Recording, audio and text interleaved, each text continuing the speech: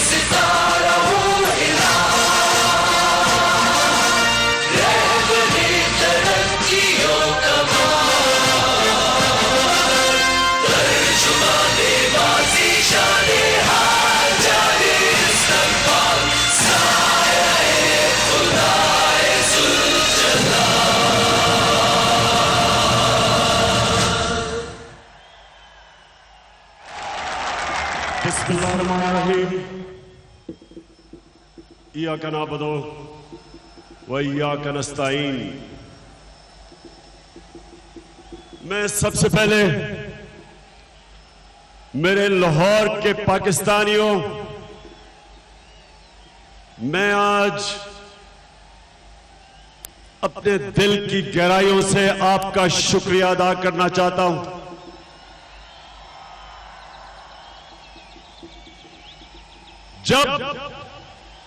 जब भी मैंने आपको दावत दी, जब भी मैंने आपको बुलाया, कभी आपने मुझे मायूस नहीं किया। बहुत बहुत शुक्रिया आपका। और आज पाकिस्तान के मुख्तलिफ शहरों से, इलाकों से आज यहां जलसे में जो लोग आए हैं, मैं आज आप सबको खुशामदीद कहता हूं, आपका शुक्रिया अदा करता हूं। जो आपने जज्बा और जुनून दिखाया, और मैं सुबह से देख रहा हूं, बल्कि कल से देख रहा हूं, सिंध से लोग आए, बलूचिस्तान से, स्वात से, पख्तूनख्वा से, गिलगित बल्तिस्तान से, थोड़े आए लेकिन आए जरूर। और मैं आज आपका भी शुक्रिया अदा करता हूं। मैं आज अपनी पाकिस्तानी कौम को एक बात खास कहना चाहता हूं। जब मैंने आपसे पैसा मांगा, आपने दिल खोल के मुझे पैसा दिया, चाहे वो अस्पताल के हो, चाहे वो नवल यूनिवर्सिटी के लिए हो, हमेशा आपने मुझे पैसा दिया। और जब भी मैंने आपको दावत दी, पिछले 7 सालों में जब भी आपको बुलाया, आप आए, तो मैं आज आपके सामने ही कहना चाहता हूं, ये सुन लें खामोशी से, कि जितनी भी मेरी जिंदगी है, मैं इंशाल्लाह आपके लिए आखिरी खून के तबके कतरे तक मैं इंशाल्लाह आपके लिए लड़ूंगा।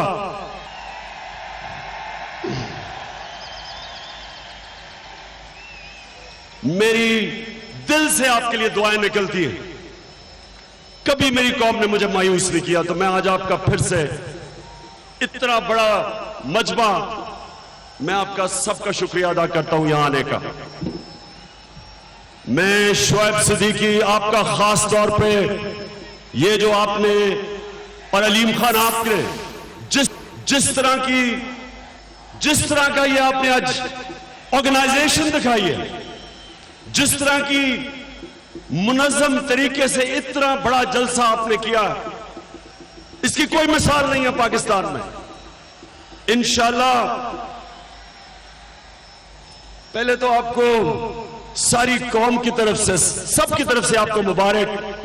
अलीम खान, शुएब सिद्दीकी जो नीचे खड़ा है, आपकी सारी टीम, आपका मैं शुक्रिया अदा भी करता हूं, आपको मुबारक देता हूं। अच्छा, अब जरा सुने, आज बड़ा मजबा है। मैं आज आपसे संजीदा बातें करूंगा। मैं आज आपको अपने 11 पॉइंट दूंगा जो इंशाअल्लाह इसको नया पाकिस्तान बनाएगा। लेकिन मैं ये चाहता हूं कि आज बड़े तहम्मुल से, खामोशी से, नारों के बगैर आप ये मेरी आज आपने मेरी पूरी बातें सुननी है। मैं लंबी बात करूंगा। जो आप में से जिसका स्टेमिना खत्म हो गया, जिसका स्टेमिना उसके कप्तान जितना नहीं, वो बेशक चला जाए। जो यहां बैठेंगे, आपने मेरी बड़े आराम से बातचीत सुननी है।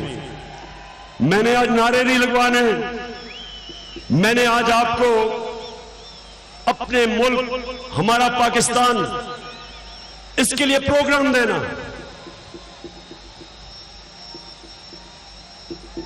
उधर सामने, उधर सुनो, बैठ जाओ नीचे, आप सब नीचे बैठो प्लीज, नीचे बैठो, तुम भी नीचे बैठो, सामने सब सब सब प्लीज।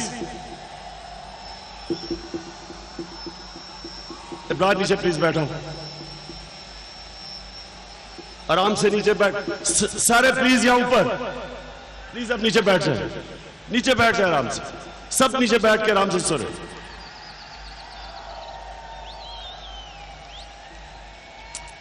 अच्छा जी, 1940, मेरे पाकिस्तानियों ये गौर से सुनो। आज आप सब अपने से सवाल पूछें कि ये मुल्क क्यों बना था, पाकिस्तान क्यों बना था। इस ग्राउंड पे खड़े होके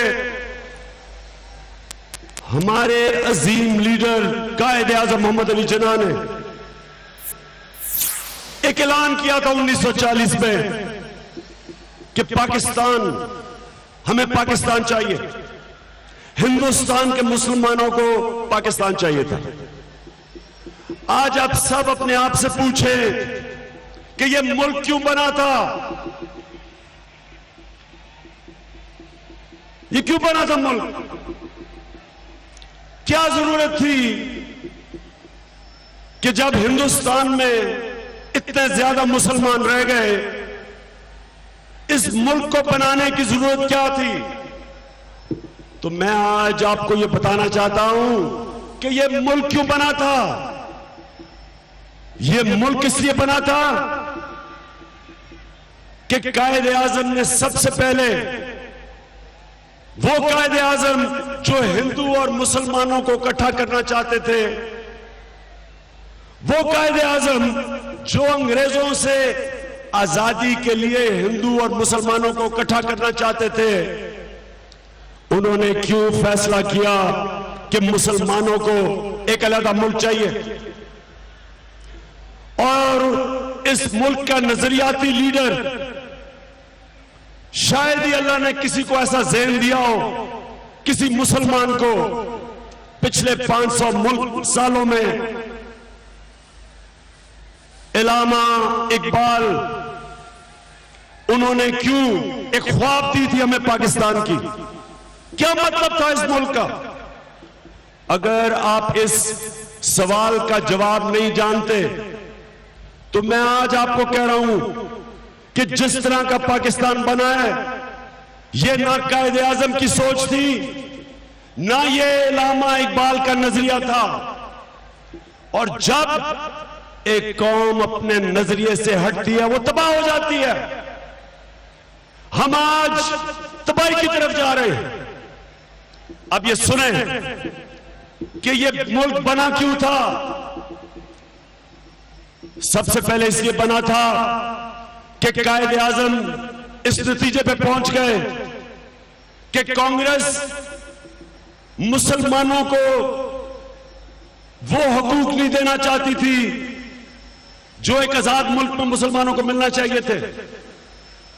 कायदे आजम इस नतीजे पे पहुंच गए कि कांग्रेस हिंदू राज चाहती थी। वो एक ज़हीन तरीन ज़हन कायदे आजम, तब उन्होंने देखा कि एक दिन ये आएगा कि मुसलमानों को हिंदुस्तान में उस तरह रखा जाएगा जो आज नरेंद्र मोदी के हिंदुस्तान में मुसलमानों का हाल है, जो कश्मीरियों का हाल है।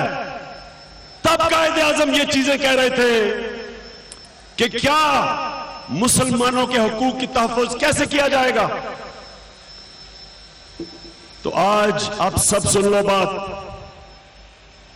जो कायदे आजम पाकिस्तान चाहते थे उसमें इंसान, सब इंसानों के हकूक थे, उसमें अक़लियत, क्योंकि मुसलमान अक़लियत है हिंदुस्तान में, हमारे पाकिस्तान में अक़लियत है हिंदू, मसीह बरादरी, सिख, ये सारे बराबर के शहरी होने थे।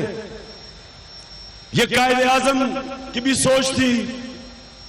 और वो जो मुसलमानों, जो हमारे नबी सल्लल्लाहु अलैहि वसल्लम, जो हमारे अजीम तरीन, दुनिया के अजीम तरीन लीडर, उन्होंने भी मदीना की रियासत में उन्होंने कॉन्ट्रैक्ट साइन किया था, कॉन्स्टिट्यूशन मदीना की बनाई थी कि मुसलमान, यहूदी और ईसाई मदीना की रियासत में बराबर के शहरी थे, यानी आजाद थे अपने दीन, जो भी उनके शरीयत के मुताबिक गुजारा, अपना जिंदगी गुजारे।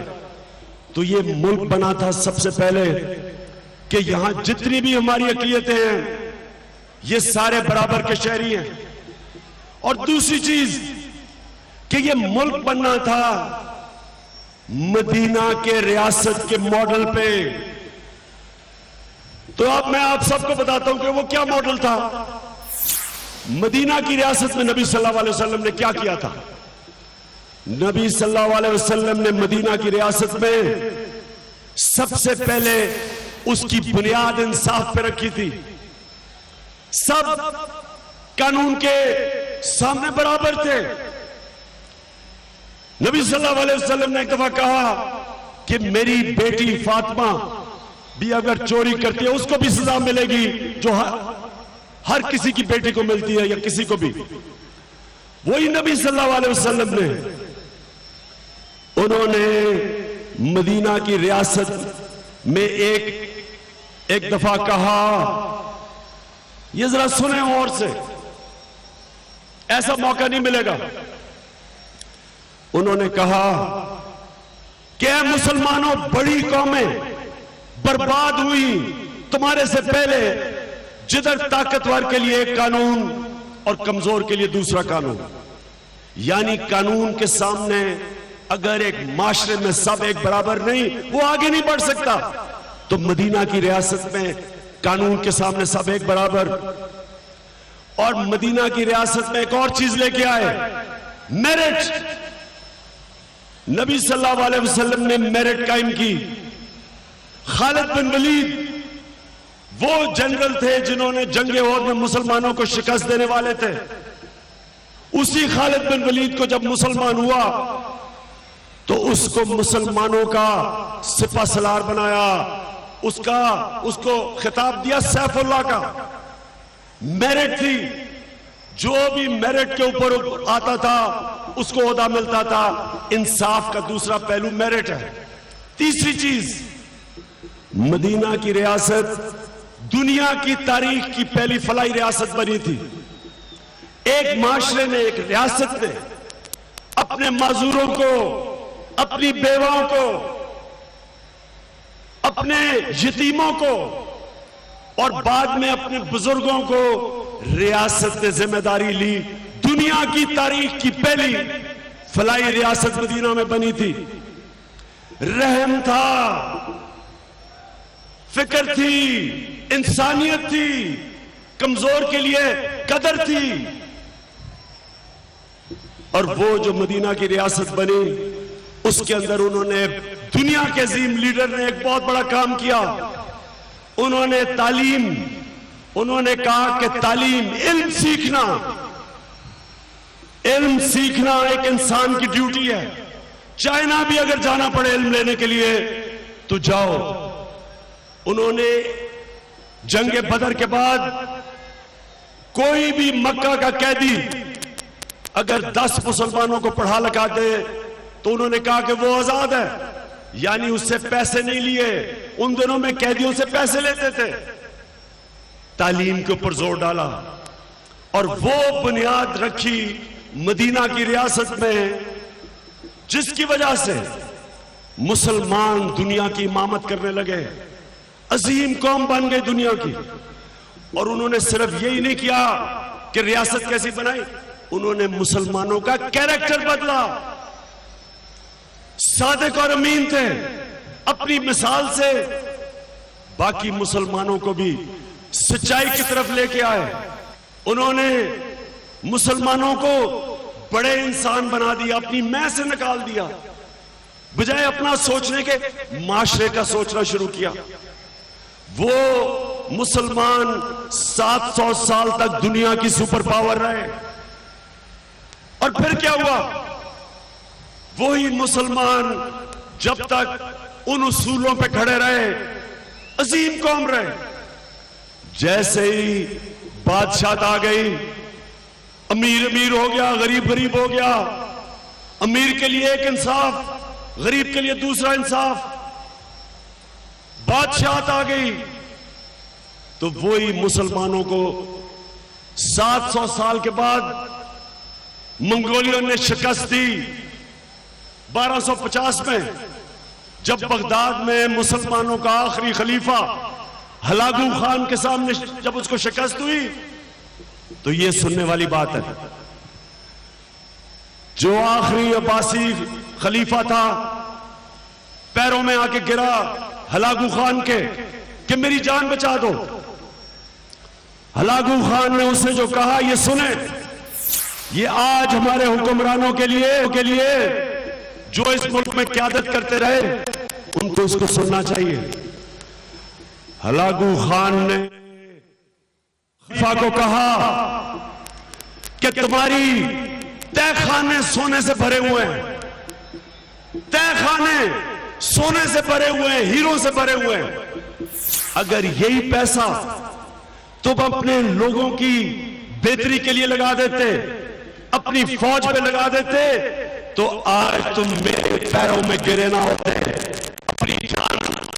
अपनी जान के लिए मेरे सामने ये रींग ना रहे होते। और यार, उसी हलागू खान ने उस खलीफा को जानते हैं कैसे मारा? उसको सोना खिलाया, उसको फौजियों का इसके मुंह पे सोना डालो, इसका सोने से पेट भरो। तो ये था मुसलमानों का अरूज। और नीचे अब पाकिस्तान बना। पाकिस्तान 1947 में बना और हमारा लीडर था कायद आजम। कायद आजम के जो मुखालिफ भी थे, वो कायद आजम को सादिक और अमीन कहते थे, इज्जत करते थे कायद आजम की। कायद आजम एक गुलाम हिंदुस्तान में एक आजाद लीडर थे। कायद आजम वो पॉलिटिशियन थे जिन्होंने 40 साल जद्दोजहद की आजादी के लिए। कायद आजम वो लीडर थे जिनको पता था कि वो टीबी या कैंसर से मर रहे हैं, लेकिन अपने डॉक्टर्स को उन्हें पता था, किसी को बताया नहीं कि उनकी ख्वाब थी पाकिस्तान बन जाए। वो कायद आजम जो शायद पिछली सदी के ग्रेटेस्ट लीडर थे। और उस वक्त तो मदीना की रियासत के बाद तो 700 साल लगे मुसलमानों को नीचे आते हुए। हमारे पाकिस्तान में 70 साल लगे किधर कायदे आजम और किधर ये मौजूदा लीडर। और मैं ये अब चाहता हूं कि ये जरा फिल्म देखे कि जब मैं बड़ा हो रहा पाकिस्तान की दुनिया में कितनी इज्जत थी और आज कितनी इज्जत है। ये जरा फिल्म देखें कि अयूब खान तब हमारा प्रेसिडेंट था, वो अमेरिका जाता है। जरा इस फिल्म में देखें कि अयूब खान को किस तरह का अमेरिकी प्रेसिडेंट उसको क्या करता है। ये जरा देखें। First to greet President Ayub is American President John F. Kennedy. President of Pakistan, we are glad to have you here because you come as the head of an important and powerful country. I am overwhelmed by the warmth of reception, Mr. President, you have given me, and very kind words you have expressed about my country.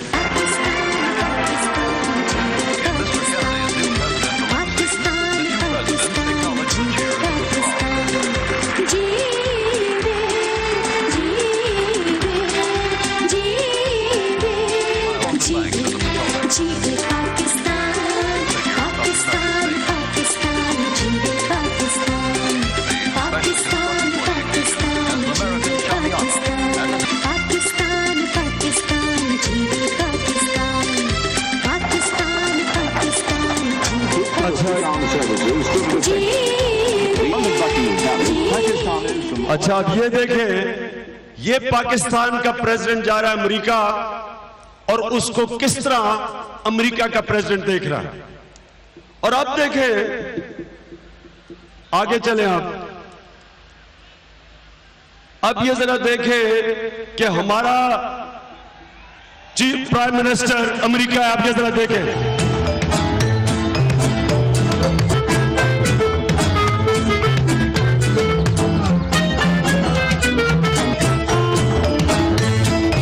Thank you once again and look forward to welcoming you and Mr. Obama and Mrs. Obama in Pakistan, and Keema and Dal is waiting. अच्छा, अब जरा दिखाएं कि मौजूदा prime minister से क्या हुआ। ये जरा देखें।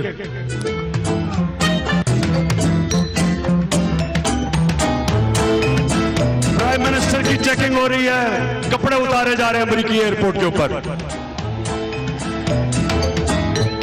अच्छा, मेरे अब जरा पाकिस्तानियों मेरी बात सुनो, खामोशी से जरा मेरी बात सुनो। ये आप सबके लिए इतनी ज्यादा या नौजवान शक्लें हैं, ये आप सबके लिए एक शर्मनाक चीज है, क्योंकि ये नहीं कि वो नवाज शरीफ है या खाकान अब्बासी है, वो पाकिस्तान का सरबराह है। जब पाकिस्तान के सरबराह से अमेरिका की एयरपोर्ट पे ये होता है, जब हमारा प्राइम मिनिस्टर बैठ के पर्ची से पढ़ता है, उससे सिर्फ बात ही नहीं की जाती अमेरिकी प्रेसिडेंट से, उससे हम सब के लिए एक चीज बायसे शर्म है। ये सोचे कि अगर प्राइम मिनिस्टर का ये हाल है तो आम पाकिस्तानी शहरियों को बाहर मुल्क क्या होता होगा। सोचो कि उनसे बाहर के एयरपोर्टों पे क्या होता होगा। कितने पाकिस्तान से यहां काम करने बाहर जाते हैं, जेलों में पड़े हैं, पकड़ के उनको जेलों में डाल देते हैं, छोटी सी चीज में बाहर भेज देते हैं। जो मैं आज आपको बात कहना चाहता हूं वो ये कि देखें, अगर हम ऐसे ही चलते रहे, ये कौम जो एक बड़ी ख्वाब का नाम था पाकिस्तान, हमने बनना था एक दुनिया में मिसाल कि इस्लामी फलाई रियासत क्या होती है। इलामा इकबाल ने यह कहा था कि हम लेबोरेटरी बनेंगे, हम दुनिया को बताएंगे कि एक मुल्क जो इस्लाम के प्रिंसिपल्स पे बनता है वो दुनिया के लिए मिसाल बनेगा कि वो कैसी कौम होगी। वो कौम जिसने दुनिया को बताना था इंसानियत क्या होती है इस्लाम में, अदल और इंसाफ क्या होता है। हमारे साइंटिस्ट होने थे, हमारे पास दुनिया के अंदर हमने वो लोगों को बताना था कि एक रियासत जो अदल और इंसाफ में लोगों को आजाद करती है, आजाद ज़हन बड़े बड़े काम करते हैं, और हम किधर पहुंच गए आज। मैं इसलिए आज आपके सामने 11 पॉइंट लेके आया हूं। इन 11 पॉइंटों में मैं सिर्फ ये आपको बताना चाहता हूं कि हम कैसे अपना रुख मोड़ सकते हैं, हम कैसे अपनी तकदीर बदल सकते हैं। हम आज अंग्रेजी में कहते हैं क्रॉस रोड्स पे हैं। एक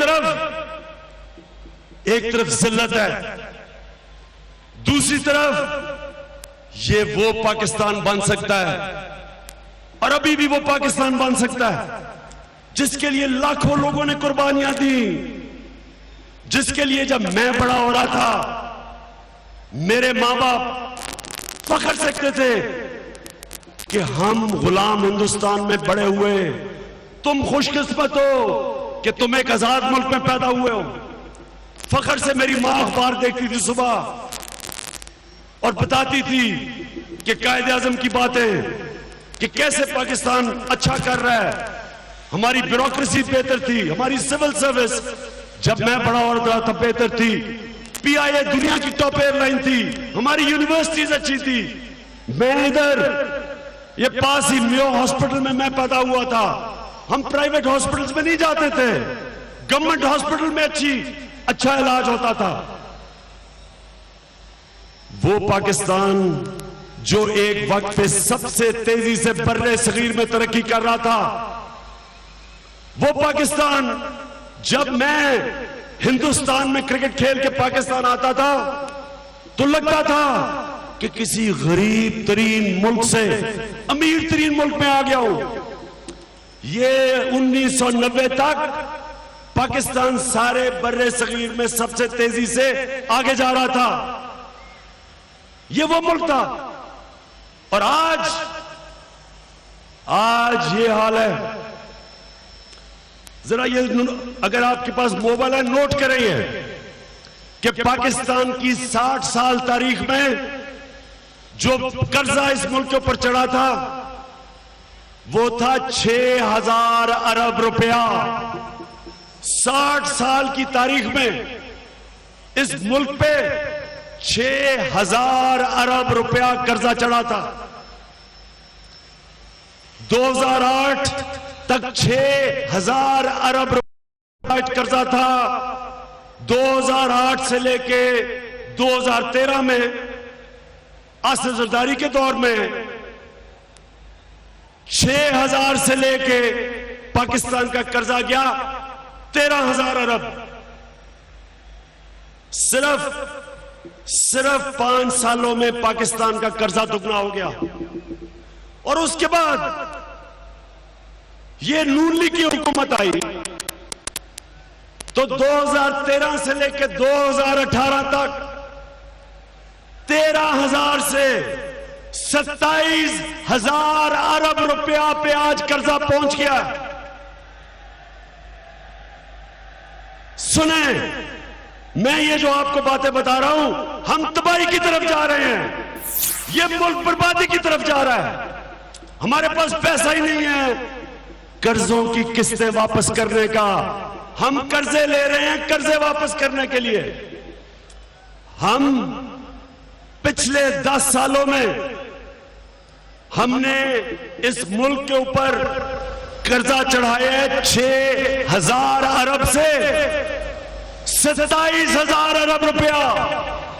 ये आप देंगे, कैसे देंगे आप बताएं कैसे देंगे? महंगाई होगी, आपके ऊपर टैक्स लगेंगे, बिजली के ऊपर टैक्स मजीद लगेंगे, गैस के ऊपर टैक्स लगेंगे। हर चीज, जो चीज आप खाएंगे पिएंगे टैक्स लगेंगे। पेट्रोल पे टैक्स लगेगा, डीजल पे टैक्स लगेगा, हर चीज पे टैक्स लगेगा, क्योंकि हमने कर्जों की किस्तें वापस करनी है। तो मैं आज जो आपके सामने 11 पॉइंट लेके आया हूं, ये मैं आपको पाकिस्तानियों ये मैं आपको बता रहा हूं कि हमने ये तबाही के रास्ते पे नहीं जाना। हमारे पास पैसा नहीं अपने बच्चों पढ़ाने को। नाइजीरिया के बाद पाकिस्तान दूसरा मुल्क है जिधर सबसे ज्यादा बच्चे स्कूलों में बाहर हैं, जिधर स्कूलों में नहीं पढ़ा है। 2.5 करोड़ पाकिस्तानी बच्चे स्कूलों में से बाहर हैं। ऑस्ट्रेलिया की आबादी 2.5 करोड़ है, जितने हमारे बच्चे स्कूलों से बाहर हैं। तो मैं आज आपको जो प्रोग्राम दूंगा उससे पहले थोड़ी सी मैं आपको अपनी जिंदगी के ऊपर बताना चाहता हूं। ये थोड़े से आपने जरा गौर से सुने, थोड़ा सा मैं बताता हूं 11 पॉइंट से पहले कि इमरान खान सियासत में कैसे आया, मेरी तरह का आदमी आज सियासत में क्यों है।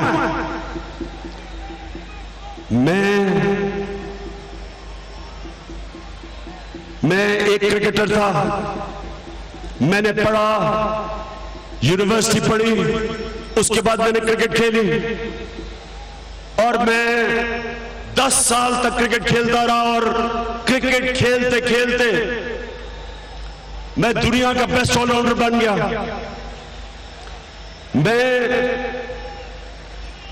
कोई सियासत में मेरा इंटरेस्ट नहीं था, कोई सियासत में मेरा शौक नहीं था, ना सियासत का मुझे पता था। मैं आप जरा ये गौर से सुनना आपने, क्योंकि मैं आपको आज एजुकेट करना चाहता हूं, मैं आज आपको समझाना चाहता हूं। ये शायद ऐसा मौका ना मिले कि मैं कैसे सियासत में आया। मुझे क्योंकि मैं एक क्रिकेटर था, दुनिया में गर्मियों में इंग्लैंड में खेलता था, सर्दियों में पाकिस्तान टीम के साथ दुनिया फिरता था, मुझे कोई शौक नहीं था सियासत का। मैं जब अपने अरूज पे था, मेरी वालदा को कैंसर हो गई। मेरी वालदा वो थी जो सबसे ज्यादा मेरे से प्यार करती थी। 4 बहनों का मैं अकेला भाई था। मैं अपनी वालदा का लाडला था। नून लीग समझती है मैं लाडला हूं, मैं असल में अपनी वालदा का लाडला था।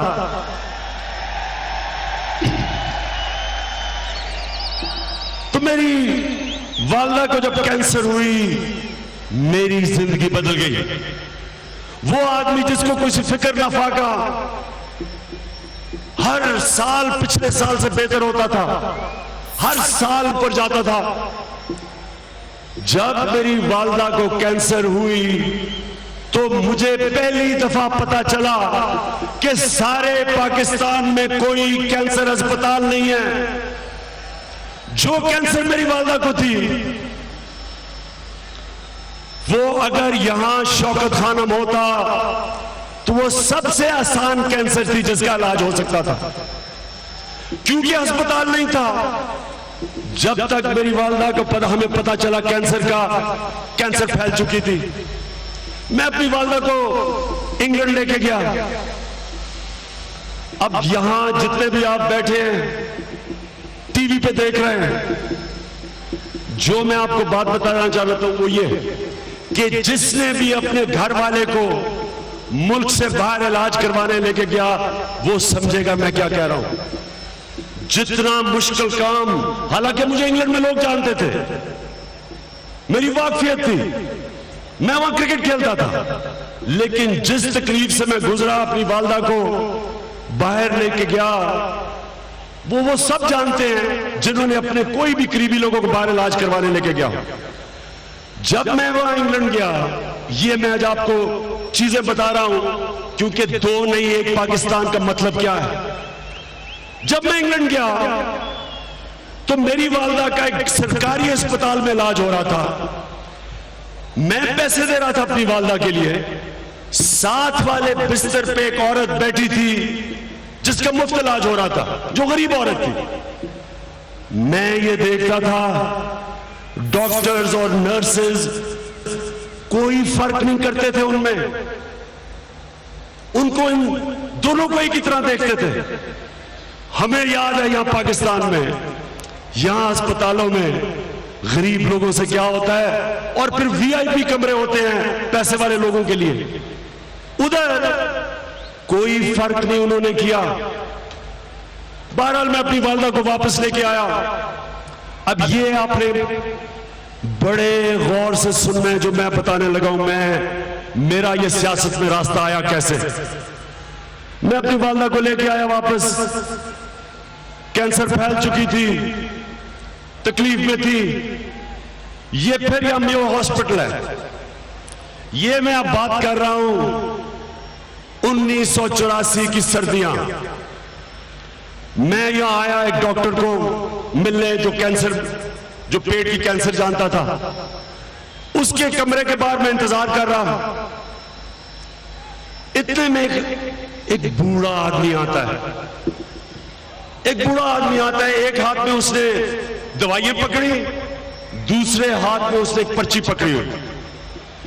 जो आदमी खड़ा था डॉक्टर के कमरे के बाहर, उसे कहता है, अच्छा मैं पीछे से देख। कहता है मैंने सारी दवाइयां ले ली। वो देखता है, वो कहता है नहीं, अभी आपने ये दवाई और लेनी है। वो कहता है कितने की है वो उसे कुछ कहता है और वो आदमी मुड़ता है और मैं उसकी शक्ल देखता हूं। जब मैं उसकी शक्ल देखता हूं, उसमें जो तकलीफ और मायूसी मुझे नजर आती है, वो मेरे घर में मेरे सारे घर वालों की वही शक्ल पे तकलीफ और मायूसी थी। मैं उससे पूछता हूं कि ये क्या है, ये किधर से आया है। अब ये सुने, वो कहता जी ये गांव से अपने भाई को लेके आया हुआ है मेयो हॉस्पिटल। भाई कैंसर से मर रहा है। ये आदमी, बूढ़ा आदमी, सारा दिन मजदूरी करता है और रात अपने भाई के साथ बैठता है। ये अगर कोई और वक्त में सुनता, कोई फर्क नहीं पड़ना था मुझे, क्योंकि मैं तकलीफ में था। क्योंकि मैं तकलीफ में था, उस चीज ने मुझे उस दिन फैसला करवाया। उस दिन मैंने फैसला किया कि मैं पाकिस्तान में कैंसर हॉस्पिटल बनाऊंगा, जिसमें पैसे वाले लोगों को बाहर ना जाना पड़े और जिसमें गरीब आदमी जब कैंसर की तकलीफ में आए तो उसको दवाइयों के लिए, पैसे के लिए मजदूरी ना करनी पड़े। इधर सामने इम्तियाज सबको का बैठे, इन सबको का बैठो, बैठो नीचे प्लीज। आपने उधर जो गार्ड्स है, किसी को यहां खड़े ना होने दे, बैठे। अब सुने,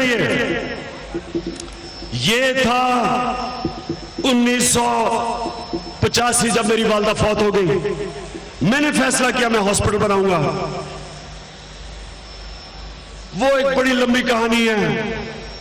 जिधर मैं जाऊं लोग कहें जी बन ही नहीं सकता कैंसर हॉस्पिटल। कहते जी गवर्नमेंट ने बनाने की कोशिश की, नहीं बन सकता। मैंने लाहौर के अंदर, मैंने क्रिकेट छोड़ी 87 में, मैंने पूरी कोशिश की हॉस्पिटल बनाने के लिए। जिधर जाऊं जिससे पूछूं कहता जी बन ही नहीं सकता। मैंने लाहौर में सेमिनार 20 डॉक्टरों को बुलाया, 20 डॉक्टर वहां बैठे हुए। और अभी भी मैं आपको बताऊं, हमारे बोर्ड मेंबर्स थे रजाक दाऊद, डॉक्टर परवेज हसन, शौकत तरीन। हम बैठे, 20 डॉक्टर्स में से 19 डॉक्टर्स ने कहा कि पाकिस्तान में कैंसर हॉस्पिटल नहीं बन सकता। एक ने कहा कि बन सकता है, लेकिन आप गरीबों का इलाज मुफ्त कर सकते हैं। बहरहाल मैं कोशिश करता रहा, भाग दौड़ करता रहा। जिधर दुनिया में पाकिस्तानी थे वहां पहुंच जाता था, पैसे इकट्ठे करता था। अब आगे चले जाए। अब मैं आपको दूसरा वाकया सुनाने कि आज मैं पॉलिटिक्स में क्यों आया। हमने अब हॉस्पिटल खोलने के लिए पैसा इकट्ठा करना था। आपने स्टेमिना है, पहले मुझे बताओ, सुनने के लिए स्टेमिना है? थक तो नहीं गए? अच्छा सुनो, अब जी मैं पाकिस्तान में पैसे इकट्ठे कर रहा हूं, सारी कोई दुनिया में मैंने मुल्क नहीं छोड़ा, जिधर पाकिस्तानी थे मैं वहां पहुंच जाता था। और लोग तंग आ गए, जो पैसे वाले लोग थे वो मेरी शक्ल नहीं देखना चाहते थे कि फिर पैसे मांगने आ गया। तो मैं पढ़ता था एचएसएन कॉलेज में, मेरे दोस्त थे, मैंने समझा पैसे वाले लोगों से मैं पैसे मांगूंगा वो मुझे दे देंगे। मैंने तब एक बहुत बड़ी चीज सीखी कि आदमी कितना सखी है, कितना बड़े दिल का है। उसका कोई कनेक्शन नहीं है कि बैंक में उसके पास कितने पैसे। कई मैंने बड़े पैसे वाले लोगों से बड़े कंजूस नहीं देखे, और कई मैंने गरीब आदमियों से बड़े खुले दिल वाले नहीं देखे। तो ये बड़ा मेरा सफर 85 से शुरू हुआ। अब ये 9 साल मैं कोशिश कर रहा हूं, 9 साल। अब ये सुने, ये है अब दूसरी चीज जिसने मेरी जिंदगी का रुख बदला। मैं पैसे इकट्ठे कर रहा था, सुबह गुजरावाला गया जी पैसे इकट्ठे करने, किसी ने उधर पैसे भेजे, उधर गया, थका हुआ घर वापस आया ज़मान पाक में। और ज़मान पाक में मैं रात के 11 बजे थे, मैं अंदर आने लगा तो एक पुरानी सी टोयोटा खड़ी थी, उसमें लोग 3 आदमी बैठे थे, आम से आदमी थे, पुरानी सी टोयोटा थी। मुझे कहते जी हमने पैसे जमा किए हुए हैं, तो इमरान साहब आप आए, हमने पैसे देने आपको। मैंने उनकी शक्ल देखी, मैंने कहा ये गरीब लोग, इन्होंने बेचारे पुरानी सी टोयोटा, क्या पैसे देगा मुझे ये। मैंने कहा फिक्र ना करो, मैं थका हुआ, मैंने सोने जा रहा हूं। उन्होंने नहीं खान साहब, लोग आपकी इंतजार कर रहे हैं, हम देर की इंतजार कर रहे हैं आपके घर के बाहर, आपने आने पैसे के लिए। मैंने बड़ी कोशिश की उनको कहने के लिए कि मेरे, हालांकि मैं नई क्रिकेट छोड़ी थी, मैं फिट भी था, मैं कहा मैं थका हुआ हूं। बहरहाल उन्होंने मुझे मजबूर किया। पुरानी सी टोयोटा में मैं बैठा, ज़मान पाक से शव की गड़ी निकले, रास्ते में टोयोटा खराब हो गई, धक्के लगाना पड़ा, और मैंने कोसा उनको, दिल में मैं ज्यादा कोसा। लो जी गाड़ी रुकी, छोटी सी गलियों में मुझे लेते गए, गंदी गलियां, बू आ रही, मैं अपने आप को कोस रहा हूं कि मैं क्यों आ गया यहां। करते करते मुझे वो एक मस्जिद में ले गए।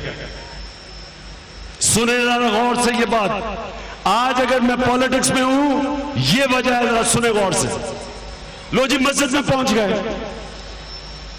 मैंने कहा कितने पैसे। वो कहते जी फिक्र ना करें पैसे आ रहे हैं। मैंने कहा तुम मुझे क्या यहाँ पैसे जमा किए हुए हैं, मैं थका हुआ हूं, तुम मुझे यहां ले आए हो, कितने पैसे। ऐसे खड़ा मैं, नई क्रिकेट खेली थी, पॉलिटिक्स में मैं आया नहीं था, सबर अभी मेरे में आया नहीं था। तो मैं क्या देखता हूं, लाउड स्पीकर पे मस्जिद में एक आदमी कह रहा है कि जी इमरान खान आ गए, जिसने आके चंदा देना है आके मस्जिद में दे दे। आप यकीन करें कि मुझे इतना गुस्सा चढ़ा, मैं अभी उसको गर्दन से पकड़ने लगा था। मैं क्या देखता हूं कि पीछे से आवाजें आनी शुरू हो गई। 5 मिनट के अंदर वो मस्जिद भर गई। जब मैंने उन लोगों को देखा, मेरे पाकिस्तानियों ये सुनो गौर से जो मैं कह रहा हूं, जब मैंने उन लोगों की शक्लें देखी, गरीब तरीन लोग, कोई 5 रुपए पकड़ के खड़ा है, कोई 10 रुपए पकड़ के खड़ा है, गरीब लोग, बूढ़ी औरतें, कोई मजदूर, कहता जी हमने आपको पैसे देने। मैंने जब उनको देखा, मुझे इतनी शर्म आई अपने आप से, मुझे शर्म आई। मेरा, अब मैं आपको बता नहीं सकता कि मेरा क्या उस वक्त उनको देख के क्या हाल था। मैं अब उनको कहूं, मैं कहूं खुदा के वास्ते फिक्र ना करें, आप गरीब लोग हैं, मैं आपके पैसे के बगैर अस्पताल बना लूंगा। वो कहे नहीं नहीं, इमरान खान हम इस शिरकत करना चाहते हैं, इसमें हम अपना शेयर डालना।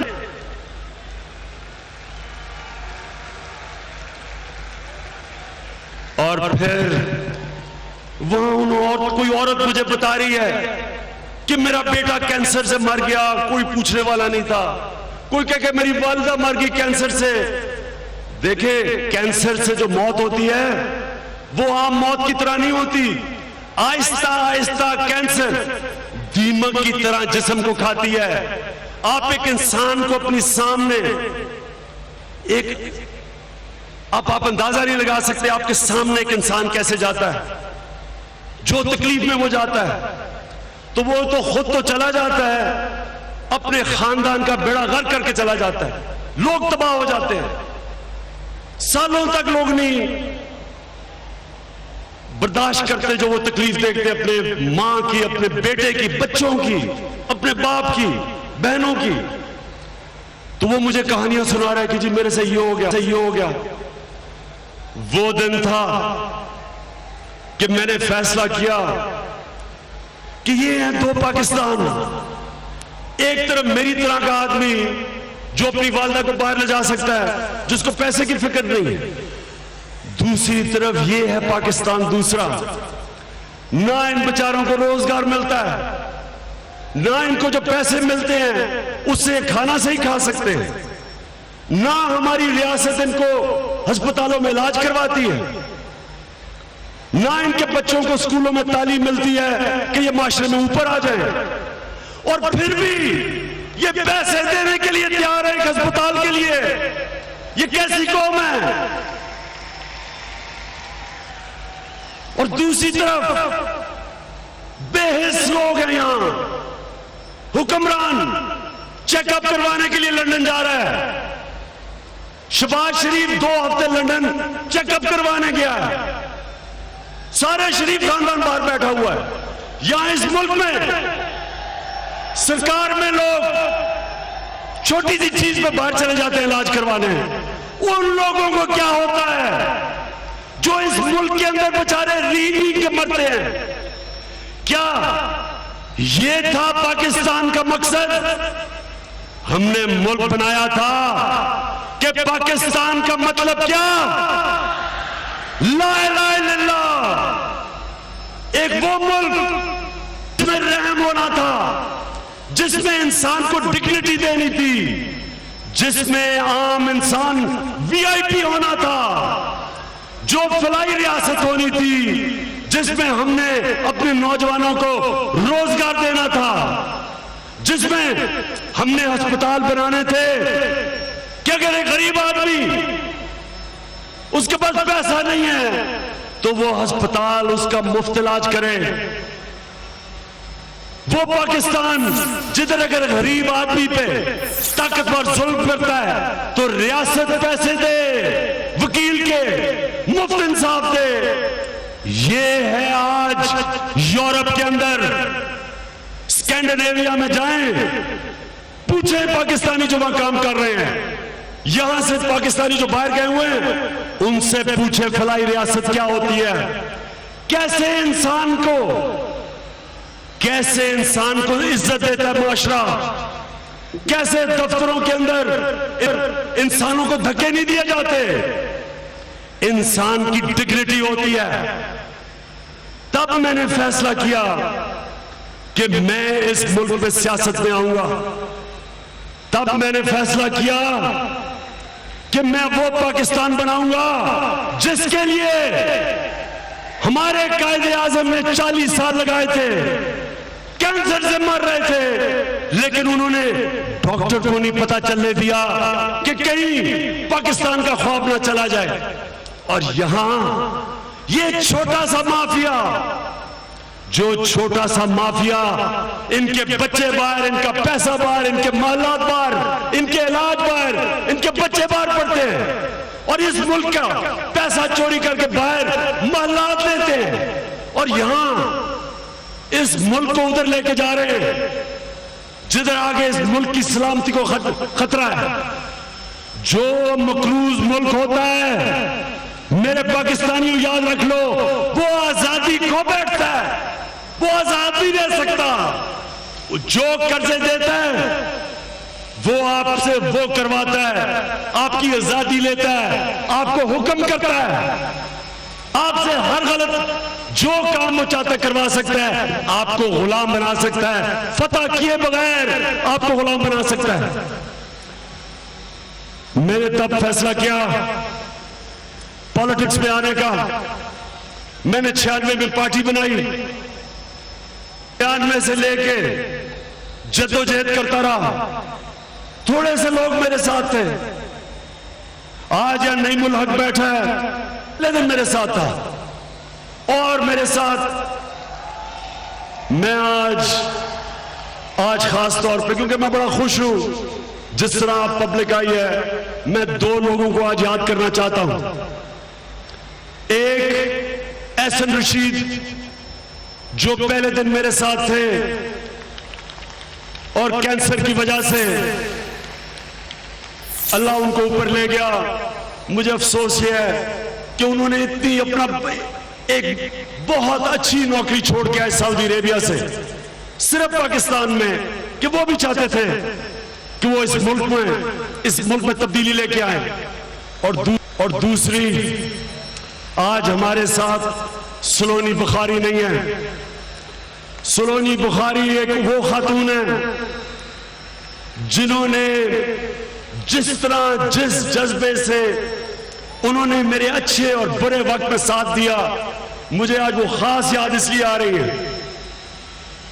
चंद महीने पहले आखिरी दफा जब मैं उनको मिला, उनको कैंसर थी, मुझे कहती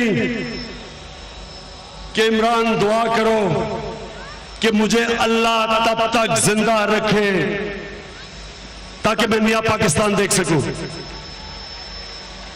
मैं सलोनी बुखारी को खास तौर पे खराज तहसीन पेश करता हूं।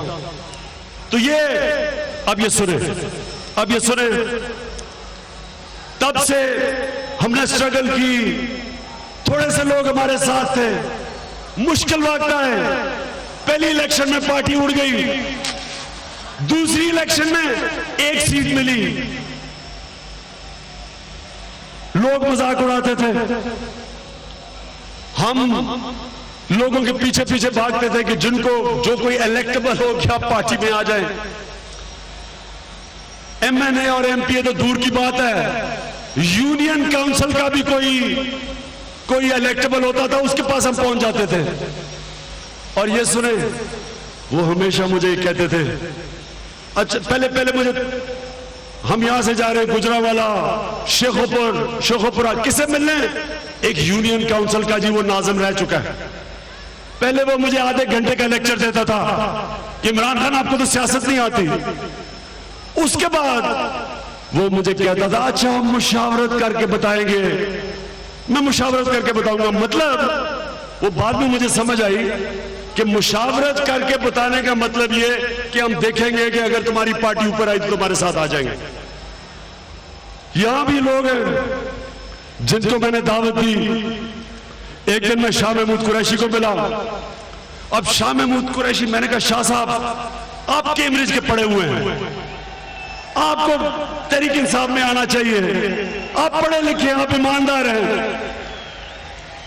तो जिस तरह शाह जी ने मुझे देखा, तब तो मुझे नहीं समझ आई कि वो जिस तरह देखा उसका मतलब क्या था।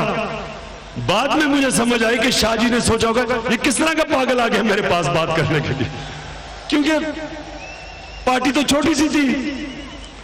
शेख रशीद, चलो शाह जी तो खैर बड़ी तहजीब वाले आदमी हैं। शेख रशीद ने एक दफा टीवी पे मुझे क्या कहता, इमरान खान तुम्हारी तो टांगा पार्टी है।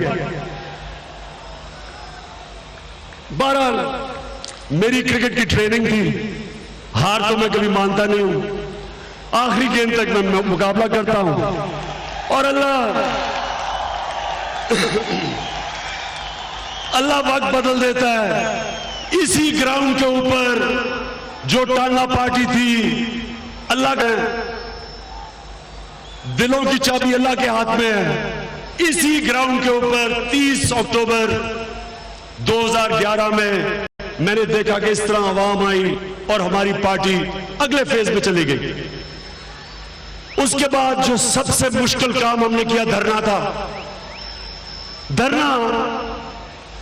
धरना एक पाकिस्तान की सियासी तारीख में एक ऐसा वक्त था कि खूनी इनकलाब के बगैर हमने मुल्क में तब्दीली ले आए। जब एक माफिया मुल्क के ऊपर कब्जा करके बैठ जाए, उसको सिवाय खूनी इनकलाब की आप उसको नहीं हटा सकते, क्योंकि वो सारे इदारे कब्जा कर लेता है। वो उसके पास पैसा होता है, मीडिया पे कंट्रोल कर लेता है, इदारे उसके हाथ में, मीडिया उसके हाथ में, इलेक्शन बहुत धांधली से जीत जाता है। इनको जो एक माफिया जब मुल्क को कंट्रोल करता है, खूनी इनकलाब के बगैर आप उसको शिकस्त नहीं दे सकते। लेकिन धरने में मैं फिर अपनी कौम का शुक्रगुजार हूं। आप निकले, आपने मेरी मदद की, हम सड़कों पर निकले और माशाअल्लाह अल्लाह का करम है कि आज आप पाकिस्तान की सबसे बड़ी जमात हैं और इंशाअल्लाह जो इलेक्शन आएगा ये वक्त साबित करेगा कि इस पार्टी को कोई शिकस्त नहीं दे सकता।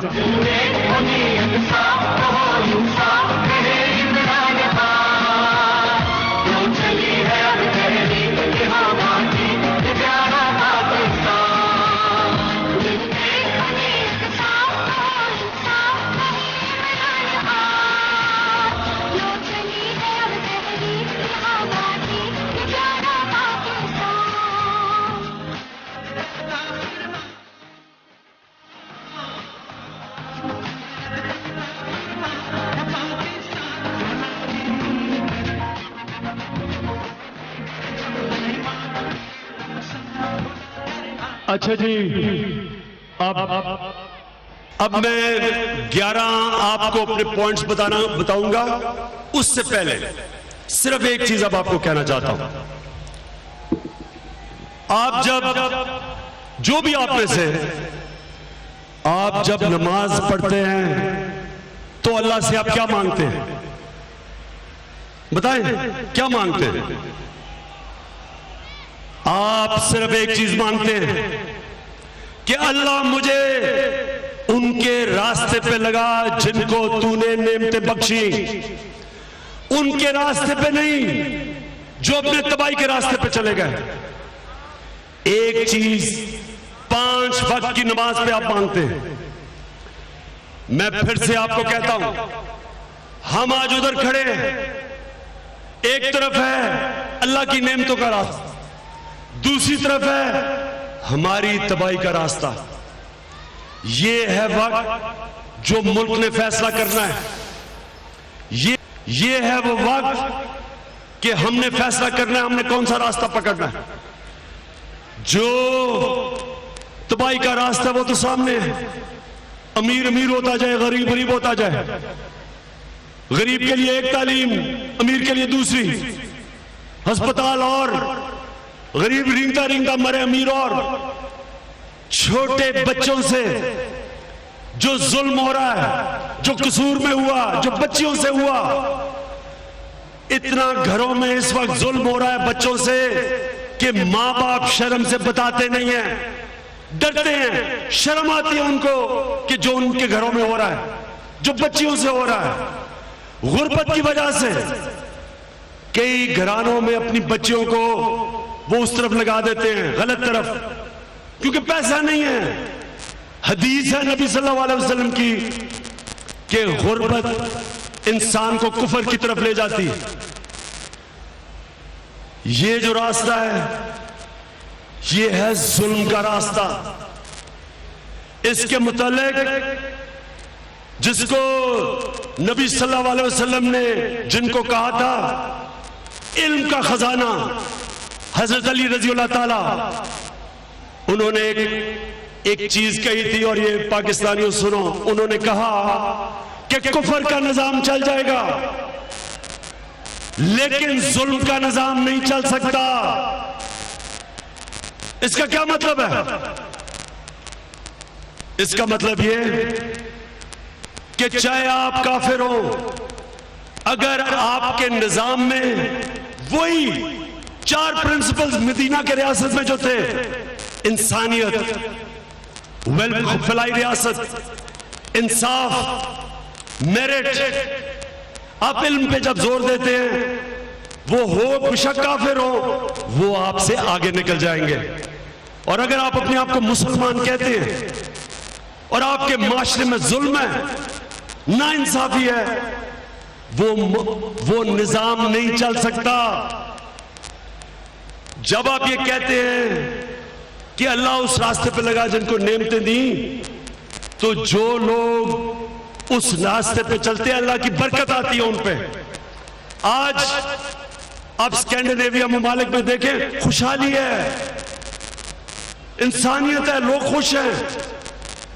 आप चाइना को देखें, चाइना वो मुल्क है 30 सालों में 70 करोड़ लोगों को गुर्बत से निकाला है। चाइना ने 70 करोड़ लोगों को, इंसानों को गुर्बत से निकाला है। आज सबसे ज्यादा तेजी से आगे जा रहा है। दुनिया में चाइना की इज्जत है। यही वजह थी कि मदीना की रियासत में उनका इंसाफ और इंसानियत के निजाम की वजह से वो दुनिया की सुपर पावर बन गए। तो पाकिस्तानियों, हमारे पास अब 2 रास्ते हैं। एक है, अगर हम अपने, ये जो मेरे 11 पॉइंट हैं, ये सारे वो पॉइंट हैं जो इसको एक पाकिस्तान बनाएगा, जो इसमें निचले तबके को ऊपर उठाएगा, जो इसमें सारी पॉलिसीज बनाएगा गुर्बत कम करने की, जो 10 करोड़ पाकिस्तानियों को गुर्बत से निकालेगा, जो एक इंसाफ का निजाम लेके आएगा, जो निजाम लेके आएगा